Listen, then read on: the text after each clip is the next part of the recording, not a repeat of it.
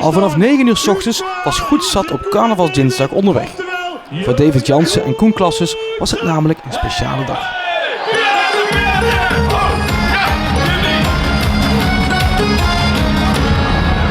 Het was hier gezellig, maar ik weet er niks meer van.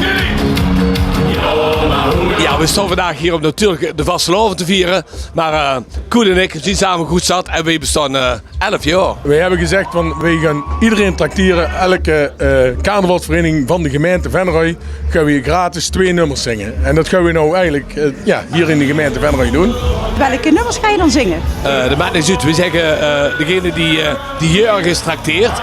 En vaak is dan ook dat een boerenbroespaar of de prins of de eerste. Die mogen liedjes kiezen uit ons repertoire. En die gaan we dan zingen. Dus het is ons cadeautje aan hun.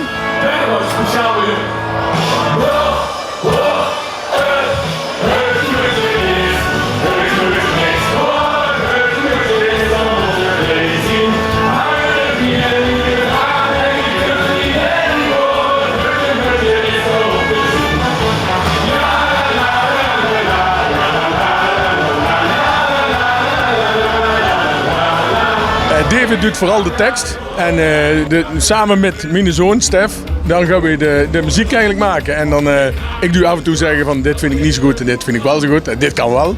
Maar ja, uiteindelijk komen we er eigenlijk altijd aan uit. Hè?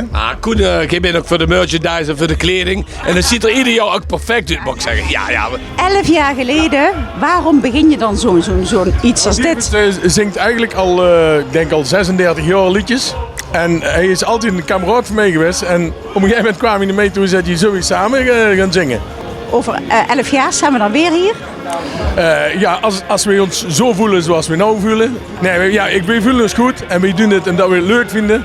En zolang we het leuk vinden, blijven we dit doen, toch? Ja, dat is wel goed. Zolang we geen ruzie hebben, dan doen we dit. Ja. En waar ga je nu nou vandaag nog verder naartoe, behalve hier in het Venray?